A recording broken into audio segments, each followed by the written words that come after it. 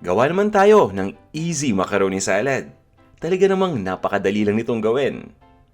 At ito yung mga sangkap o yung mga ingredients na gagamitin natin. Elbow macaroni. Ito naman yung red bell pepper. Kailangan din natin ng keso, cheddar cheese na hiniwa lang natin into cubes. Frozen green peas. Gagamit din tayo ng celery,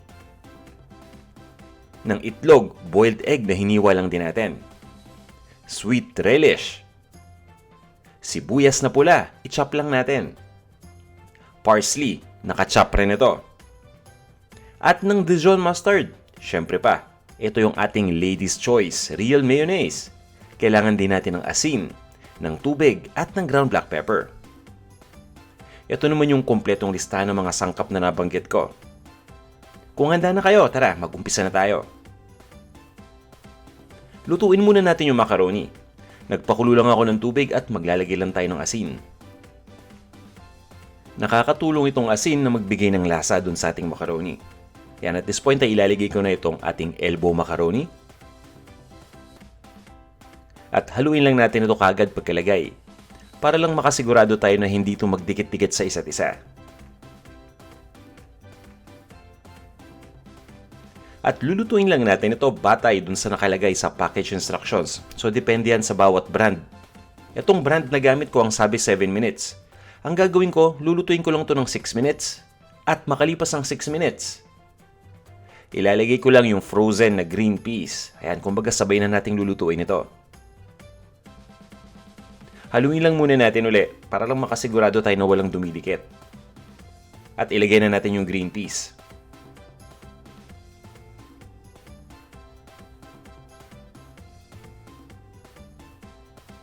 At itutuloy ko lang ang pagluto. So dapat 1 minute pa, no? Pero ang gagawin ko, itutuloy ko lang ang pagluto ng mga 1 minute and 30 seconds. Kasi pagkalagay natin ng frozen green peas, nagbago na yung temperature. So hindi na kagad boiling yan. Kailangan nating painitin uli yung tubig o yung liquid hanggang sa kumulo ito.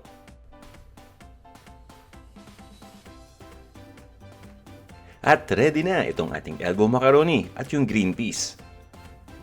I-drain lang natin yung tubig. Pagkatapos itabi muna natin yung macaroni at yung green peas. Gawin na natin yung salad dressing. Ito na yung ating Lady's Choice Mayonnaise. Ayan, so kukuha lang ako ng Lady's Choice Mayonnaise, ilalagay ko lang dito sa ating bowl. At pagsasama-samahin lang natin lahat ng mga ingredients para sa salad dressing.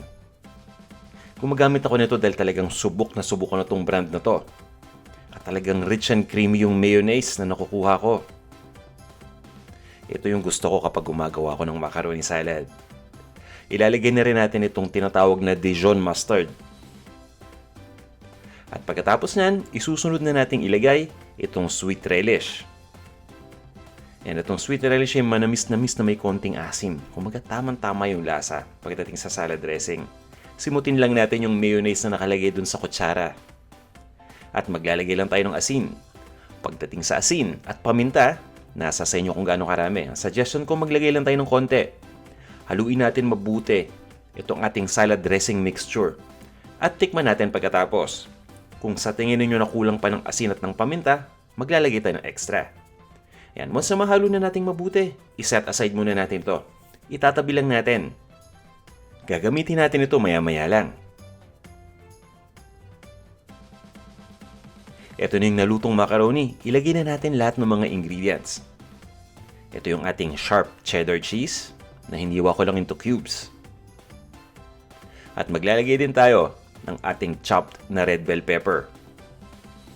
Yan, red bell pepper ang gamit ko para magkaroon tayo ng contrast sa kulay. Kasi may mga kulay green na ingredients, ano? So kapag red, at least may contrast, mas magandang tingnan, mas nagiging makulay. Ito na yung chopped na celery. At ito naman yung ating boiled egg. Ito yung nilagang itlog na hiniwa lang natin. At maglalagay din tayo ng sibuyas. Mas maganda sana kung pulang sibuyas ang gagamitin natin para lang syempre sa contrast, para sa kulay. Diba? Mas nagiging magandang tingnan. Maglalagay din tayo ng chopped na parsley. O yan, diba? Makulay na makulay. Ngayon ay haluin lang natin ito. I-toss lang natin pero dahan-dahan lang, ha. Ayaw nating madurog yung mga ingredients.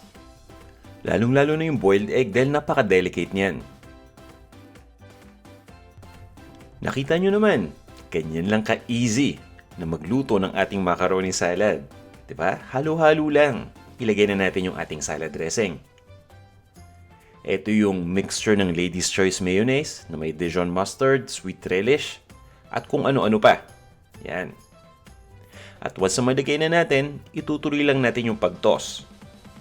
Siguraduhin lang natin na na-coat na ng ating salad dressing lahat ng mga salad ingredients.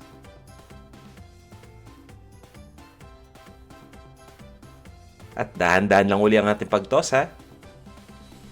Mas gusto ko dito sa aking macaroni salad kapag medyo malamig. Kaya ang ginagawa ko, once mahalo ko na to, nire-refrigerate ko lang. Kahit mga 1 hour lang bago ko i-serve. Ready na to. Ito na, ang ating easy classic macaroni salad. Easy talaga, ano? Tara, kain na tayo.